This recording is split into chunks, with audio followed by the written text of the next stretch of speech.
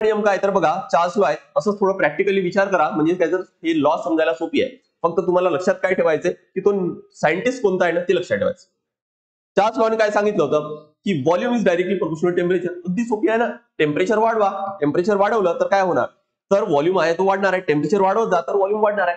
उन्हाळ्यामध्ये काय होते की टायर मधली जी हवा आहे ती काय होणार, तर ती टेम्परेचर वाढल्यामुळे है ना, उन्हाळ्यामध्ये टेम्परेचर जास्त असतं त्यामुळे वाढलं की काय होणार, ती हवा सुद्धा काय होणार, तर तिचा व्हॉल्यूम आहे कारण ती जास्त काय होणार, तर एक्सपांड होईल आणि काय जास्त जागा घेईल, म्हणजे काय म्हणून आपण की त्याचा व्हॉल्यूम वाढला. आणि बऱ्याचदा आपण उन्हाळ्यामध्ये टायर फुटताना बघतो है ना, का, कारण टेम्परेचर वाढल्यामुळे व्हॉल्यूम काय होणार, तर वाढणार आहे. ती इथं दिले टेम्परेचर कमी करा, व्हॉल्यूम काय होणार, तर तो कमी होईल. पण हे सुद्धा कधी पॉसिबल आहे, ज्यावेळेस कॉन्स्टंट प्रेशर आहे.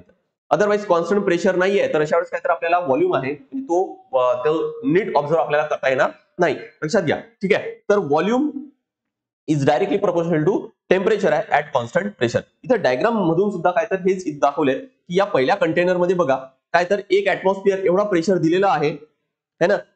किती आहे या भांड्यामध्ये, जो व्हॉल्यूम आहे तो किती आहे, तर तो 2 लिटर आहे आणि टेम्परेचर किती आहे, तर 300 केल्विन आहे. आता याला हीट केलं, आपण हीट केलं, प्रेशर कॉन्स्टंट ठेवायचं, त्यामुळे इथं 1 ऍटमॉस्फिअर आहे, इथं पण 1 ऍटमॉस्फिअर राहील, पण हीट केल्यामुळे इथं 300 केल्विन आहे, तर इथं झाले किती, तर 600 केल्विन. अशा वेळेस काय होणार की टेम्परेचर वाढवलं, व्हॉल्यूम पण वाढणार आहे. 2 चे किती झाले, तर बघा इथं 4 झालेले आपण पाहतो. इथं 2 आहेत तर इथं किती झाले, तर आता 4 झाले आहेत. म्हणजे काय तर टेम्परेचर वाढवलं की तो काय होणार, तो व्हॉल्यूम आहे तो वाढणार आहे. त्याला म्हणतात काय तर चार्ज लॉ आहे ना. इथं पण आपल्याला म्हणता येईल की हा पण डेव्हिएट होणार आहे, हा पण काय होणार, तर डेव्हिएट होणार आहेतच, बरोबर. कारण मग टेम्परेचर कमी केलं तर व्हॉल्यूम काय, तर हा कमी कमी होणार आहे, डायरेक्टली प्रोपोर्शनल आहे ना.